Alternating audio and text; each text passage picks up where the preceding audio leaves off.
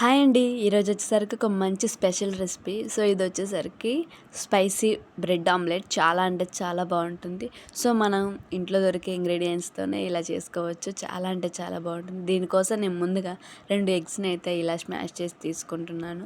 So, విస్కర్‌తో కానీ ఇలా స్పూన్‌తో కానీ మంచిగా మిక్స్ చేసుకోవాలి.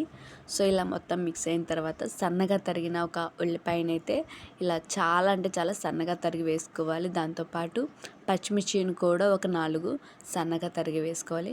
కొంచెం టమాటాని, అదేవిధంగా కొన్ని కొత్తిమీరని కూడా ఇలా సన్నగా తరిగి వేసుకొని మంచిగా మిక్స్ చేసుకోవాలి. దాంతోపాటు మనం ముందుగా కాచి చల్లార్చుకున్న పాలను కూడా యాడ్ చేసుకుంటూ మంచిగా మిక్స్ చేసుకోవాలి.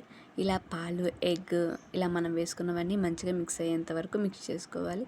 దాంట్లోనే కొంచెం ఉప్పు, పసుపు, కారాన్ని కూడా వేసుకొని మంచిగా మిక్స్ చేసుకోవాలి.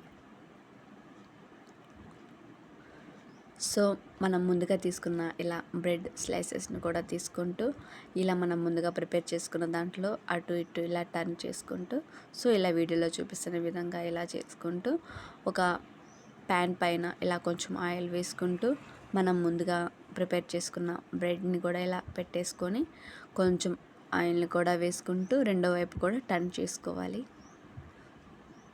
సో, ఇలా రెండో వైపు కూడా మంచిగా కాలేంత వరకు టర్న్ చేసుకున్న తర్వాత ఇలా లోపల వరకు ఒత్తుకుంటూ టర్న్ చేసుకోవాలి. లేకుంటే లోపల వరకు కాలదు. సో, ఇలా కాలిన తర్వాత మరో బౌల్లోకి అయితే తీసుకున్నా. ఇలాగే రెండవ దాన్ని కూడా ఇలాగే మంచిగా కాల్చుకుంటూ దీన్ని కూడా తీసుకోవాలి. సో, దీన్నైతే నేను ఇలా 2 పీసెస్‌కి అయితే కట్ చేసి తీసుకుంటున్నా.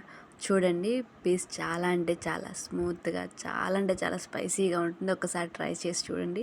పిల్లలు కూడా చాలా ఇష్టంగా తింటారు. ఇలాంటి మంచి మంచి సింపుల్ రెసిపీస్ కోసం మన ఛానల్ని లైక్ చేయండి, షేర్ చేయండి, సబ్స్క్రైబ్ చేసుకోండి.